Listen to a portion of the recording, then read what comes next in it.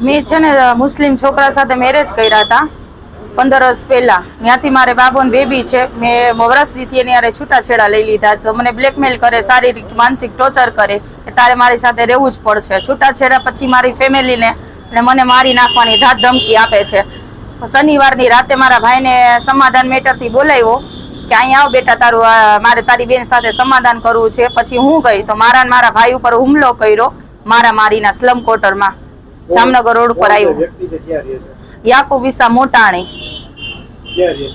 પિસ્તીવાડ slum quarter. એમ કે તું મારી યારે રે ને રે, હું હિન્દુની છોકરી છું અને એ મુસ્લિમ છે. 14 વર્ષ પહેલા દારૂ પીને હેરાન કરતો તો મને ફોરેન માંથી ઘા કરી દીધી. એકવાર હાથમાં મને છરી મારી લીધી. કામ એ વ્યાજવટાનું કરે છે. પોલીસમાં મેં 7 મહિનાથી અરજી કરું છું. આપણે પીઆઈ સર પાસે કરી, સીપી સાહેબે અરજી કરી, હજી કોઈ વસ્તુનો એનું રિઝલ્ટ આવતું નથી.